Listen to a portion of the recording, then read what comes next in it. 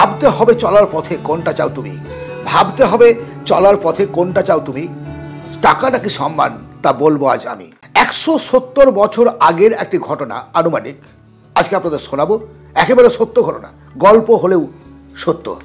নদীর ধারে একটা গরিব ছেলে বসে আছে, বসে বসে কিছু একটা ভাবছে, জীবন সম্পর্কে হোক বা অন্য কিছু সম্পর্কে। পাশ দিয়ে ব্রিটিশ সরকারের এক সেনাকর্মী হেঁটে যাচ্ছেন। হঠাৎ তার খেয়াল হলো ছেলেটির কাছে গিয়ে গালে একটা থাপ্পড় মারল। ছেলেটি তৎক্ষণাৎ কোনো রকমের দ্বিধাগ্রস্ত না হয়ে, চিন্তা না করে উঠে দাঁড়িয়ে সপাটে এমন একটা থাপ্পড় সেনাকর্মীর গালে মেরেছিল যে সেনাকর্মীটি লুটিয়ে পড়ল মাটিতে, মুখ থুবড়ে পড়ল। তার ভেতরে জ্বলে উঠল প্রতিহিংসার আগুন।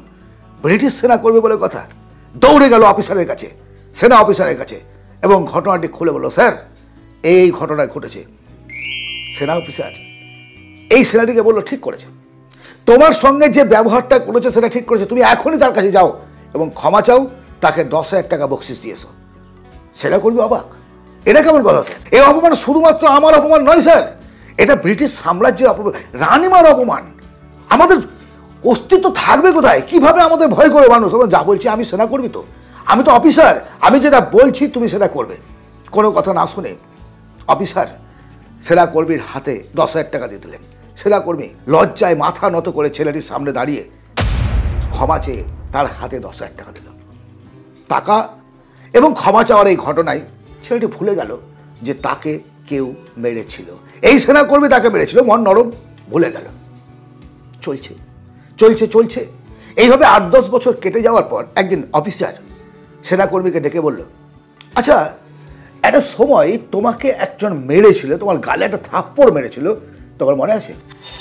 মানুষ সব কিছু ভুলেছে, সব কিছু ভুলেছে, কিন্তু অপমান কখনো ভোলে না। আমি জীবনে কোনোদিন ভুলবো না স্যার, সেদিনের কথা আমার মনে থাকবে, আর সেদিন আপনি যেটা করেছিলেন সেটাও আমার মনে আছে। ঠিক আছে, তুমি কি তাকে চিনতে পারবে? হ্যাঁ, আমি তাকে পদে পদে লক্ষ্য করি স্যার, পদে পদে। তাহলে যাও গিয়ে সেই ছেলেটির গালে তুমি কষে একটা থাপ্পড় মেরেছো এই মুহূর্তে।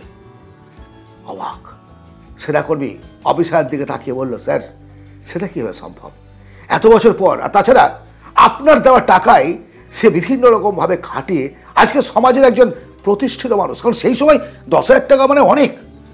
সে দাঁড়িয়ে গেছে, টাকা খাটিয়ে টাকা খাটিয়ে টাকা বিভিন্নভাবে আজকে প্রতিষ্ঠিত মানুষ, তার সম্মান আছে, তার মান সম্মান, টাকা পয়সা, বাড়ি গাড়ি, মানে সমস্ত প্রতিষ্ঠা সব কিছু আছে। এখন কি সেটা সম্ভব? বলে এত কিছু বুঝি না। অফিসার বললে, না তো কিছু বুঝি না, আমি অফিসার, তোমাকে অর্ডার দিচ্ছি, তুমি তাই করবে।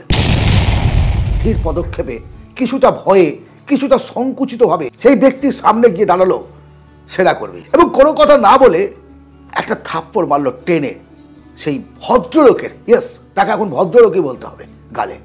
কোনো প্রতিক্রিয়া নেই, একেবারে নির্জীব প্রতিক্রিয়াহীনভাবে সেনাকর্মীর দিকে তাকিয়ে থাকলো। সে তাকিয়ে থাকলো। সেনাকর্মী তাকে থাপ্পড় মেরে সেখানে দেরি না করে সোজা অফিসারের সামনে এসে হাজির। মেরেছো? হ্যাঁ মেরেছি। কি দেখলে তুমি? অদ্ভুত একটা ঘটনা, অদ্ভুত ঘটনা। কারণ সেই দিন সেই ছেলেটি উঠে দাঁড়িয়ে আমার গালে এমন একটা থাপ্পড় মেরেছিল, আমি আজও বলিনি, কিন্তু আজকে কি ঘটলো স্যার? সে তো কোনো প্রতিক্রিয়া জানালো না, কোনো প্রতিক্রিয়া জানালো না। এটাই জীবন, এটাই রহস্য। আমি সেদিনই সেই ছেলেটিকে চিনেছিলাম যেদিন 10,000 টাকার বিনিময়ে তোমার কাছে সে তার সম্মান বিক্রি করেছিল।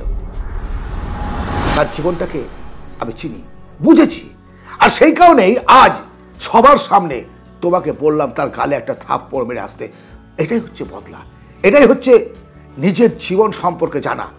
টাকার বিনিময়ে কখনো সম্মান বিক্রি করবেন না, টাকার বিনিময়ে কখনো ইজ্জত বিক্রি করবেন না, টাকার বিনিময়ে কখনো নিজের মেরুদণ্ডটাকে বন্ধক রাখবেন না জীবনে যদি দাঁড়াতে চান।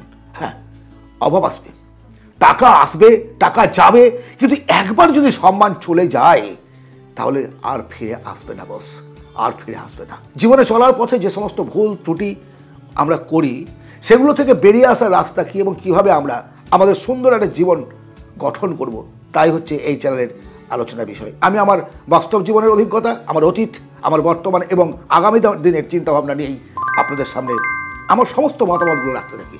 ভালো থাকবেন, আনন্দে থাকবেন, সুখে থাকবেন, সুস্থ থাকবেন। দেখা হবে আবার অন্য ভিডিওতে। ধন্যবাদ।